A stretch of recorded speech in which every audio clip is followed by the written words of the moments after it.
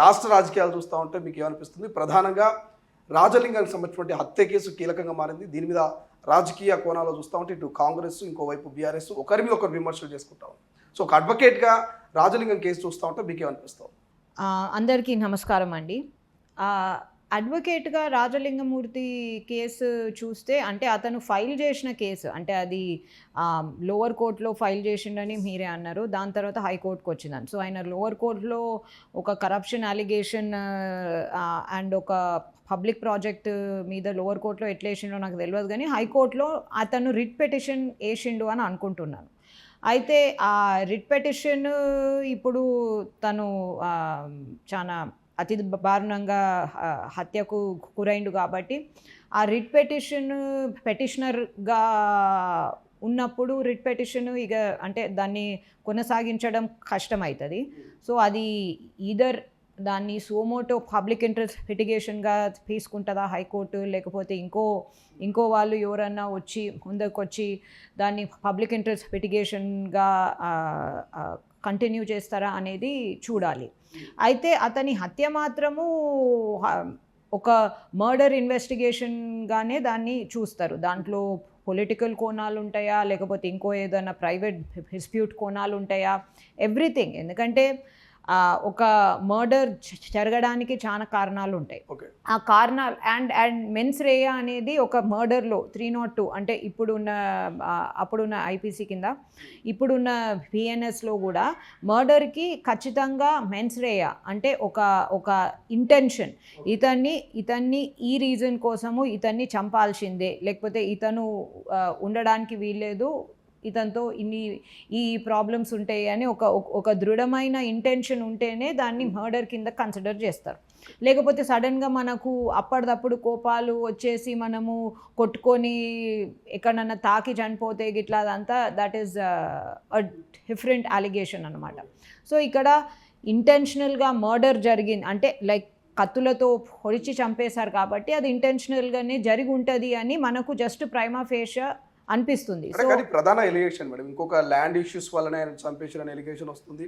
లేదని తన భార్య కావచ్చు, తన కూతురు కావచ్చు, తన కుటుంబ సభ్యులు మాత్రం గత ప్రభుత్వ పెద్దల ప్రమేయం ఉన్నది, నా భర్త మర్డర్ వెనక మాజీ ఎమ్మెల్యే గండ్రా పాత్ర ఉన్నది, మాజీ ముఖ్యమంత్రి పాత్ర ఉన్నది, కేటీఆర్ పాత్ర ఉంది, హరీష్ రావు పాత్ర ఉన్నట్టు వాళ్ళు బలమైనటువంటి ఎలిగేషన్ చేశారు. ఆ వీడియో కూడా బయటకు వచ్చింది. సో ఇటువంటి ఎలిగేషన్ ఫ్యామిలీకి సంబంధించి ఎట్లా కోర్టు దాని పరిగణలోకి తీసుకుంటారు? అలిగేషన్స్ని కోర్టు పరిగణలోకి తీసుకోదండి. అలిగేషన్స్ జస్ట్ మీడియా కన్జంప్షన్ కోసమే.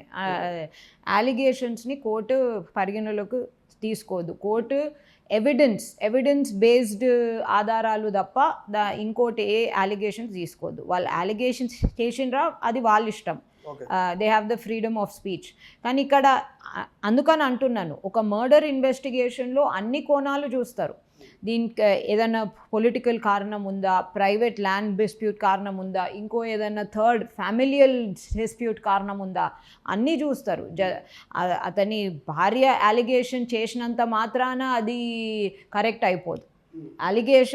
అలిగేషన్స్ని కోర్టు పరిగణలో క్రిమినల్ కోర్టు తీసుకోదు, ఏ కోర్టు తీసుకోదు. ఎందుకంటే allegations are just that, they are allegations. నాకు ఇష్టం వచ్చింది నేను చెప్తాను, లేకపోతే నేను అనుకున్నది నేను చెప్తాను. అది ఆ హక్కు, ఆ స్వేచ్ఛ తనకుంది. కానీ ఆ అలిగేషన్స్ ఎవిడెన్స్తోని బ్యాకప్ అయి ఉండాలి. సో కోర్ట్ అయినా, క్రిమినల్ లా జ్యూరిస్ప్రుడెన్స్ అయినా తీసుకునేది ఎవిడెన్స్నే. సో ఇక్కడ ఎవిడెన్స్ బేస్డ్ ఇన్వెస్టిగేషన్ జరుగుతుంది. ఇక్కడ కొంతమంది అలిగేషన్ ఇప్పుడు పొలిటికలీ ఆ అలిగేషన్ని ఇంకో వాళ్ళు కంటిన్యూ చేసుడు స్టార్ట్ చేసిండు. సో ఇంకో వాళ్ళు కంటిన్యూ చేస్తుండ్రని చెప్పేసి అంటే లైక్ ఇంకో పార్టీ కంటిన్యూ చేస్తుందని చెప్పేసి ఇది నిజమే అని చెప్పేసి వాళ్ళు ఆ ధృవీకరణలకు రాడు కదా. So first evidence based murder investigation ఎలా జరగాలో అలా జరుగుతుందండి. దాంట్లో ఎంతమంది పాత్రధారులు ఉన్నారు, సూత్రధారులు ఉన్నారు, రీజనింగ్ ఏందో అనేది అది ఇంకా స్టార్ట్ అయ్యేది ఉంది, బయటకు వచ్చేది ఉంది. ఆ కేసుకు సంబంధించి కూడా చాలా రకాల అనుమానాలు వ్యక్తం అవుతున్నాయి. సో అక్కడ మర్డర్ జరిగిన ప్లేస్లో ఓవైపు కరెంట్ ఉంది, కానీ అక్కడ జరిగినటువంటి ప్లేస్లో ఇంకోవైపు రోడ్డుకు ఓవైపు కరెంటు, రోడ్డుకి ఇంకోవైపు కరెంట్ లేదు. సో అనుకోకుండా కాదు, అది అనుకోనే ప్రీ ప్లాన్గా చేసినటువంటి చర్చ పెద్ద ఎత్తున జరుగుతుంది. ఇంకోటి కేవలం కాళేశ్వరం మీద ఈయన ఫైట్ చేస్తున్నాడు కాబట్టి ఆయన మేము ఆ రకంగా చంపారనేటువంటి చర్చ కూడా జరుగుతూ ఉంది. సో నిజంగానే వేరే ఇష్యూస్ ఉండొచ్చు అంటారా? అంటే లేకపోతే ఒక కేసును ఇంకో కోణంలో చూడాలంటే కేవలం కాళేశ్వరం ఇష్యూ అనుకోవచ్చు. వేరే ఇష్యూలు ఉండొచ్చండి, ఎందుకంటే దానికి వేరే ఇష్యూ లేకుండానే ఇదే అని, ఎందుకంటే కాళేశ్వరం మీద కొట్లాడుతున్న వాళ్ళు చాలా మంది ఉన్నారు.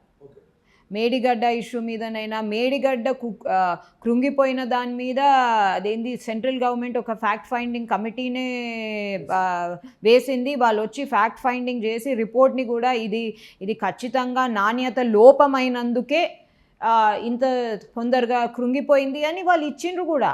సో ఇతను కొత్తగా ఏం చేసిండో అది అగైన్ నాకు ఐడియా లేదు. కానీ కాళేశ్వరం మీద ఎన్నో కేసులు, భూసేకరణకు సంబంధించిన కేసులు ఎన్నో కేసులు హైకోర్టులో ఉన్నాయి. కన్స్ట్రక్షన్ నాణ్యత మీద వేసిన కేసులు కూడా ఉన్నాయి.